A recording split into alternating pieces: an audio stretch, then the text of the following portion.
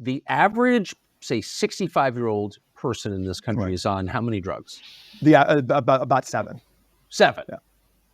And not just intermittently, but like over Chronic. years. Chronic. 90 plus percent of funding for medicine dollars is around chronic lifetime.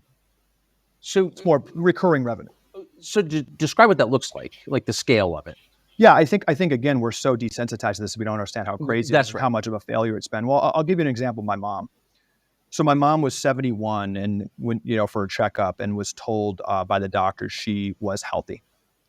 And she was actually at the time on 7 lifetime medications.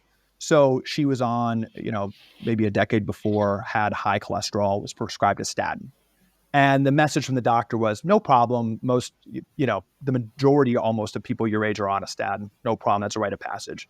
Then she had high fasting glucose. Again, that's basically prediabetes, which majority of people have. Metformin, one of the most prescribed drugs in the country, high blood pressure. So she has these comorbidities that are almost seen as like rites of passage. It's a rite of passage for a man over 40 to be on a statin. The majority are. So these were all kind of normal things. So as we've treated everything in silos, that's a lie. Heart disease, diabetes, in many ways, depression, Alzheimer's, they're branches of the same tree.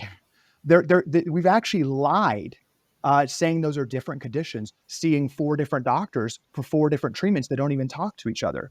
So we're managing the symptoms instead of seeing those symptoms as a gift and realizing that we have a root cause metabolic crisis. That's why the more statins we prescribe, the more heart disease goes up. The more metformin we prescribe, the more diabetes goes up. The more SSRIs we prescribe, which are now 25% of women. The higher the suicide rate goes. We're seeing skyrocket. So we're siloing everything. And literally. There's so many questions. Yeah. So 25% of women are on SSRIs? We have a societal dynamic where 25% of women in the United States are on a medication. And I'm not just flatly anti-drug, but this is a societal dynamic, Tucker. We have 25% of women taking something that fundamentally numbs you out from reality. And we don't even blink an eye at that. And depression, mental health disorders, anxiety, suicide. Suicide is now the second leading cause of death for young adults. SSRIs are after drug ODs. Yeah, and which I think could be related.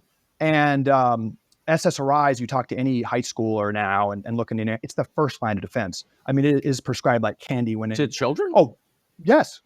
SSRIs. SSRI prescription rates are skyrocketing among teens. You talk to any high school counselor, anyone at any high school, this is the first line of defense when I would never talk to a high school counselor under any circumstances. Yeah, well, that's very smart. They're skyrocketing among kids, and there's actually a black box warning on SSRI's label actually saying that it increases suicidal ideation among children, and they're widely prescribed to children, not to mention the fact that 20% of high school seniors are on essentially methamphetamines, Adderall, which if you read the book Blitzed, actually traces the history. Adderall was developed by Nazi Germany as a tool for Nazi soldiers to be more aggressive, and now is prescribed widely along with SSRIs to kids.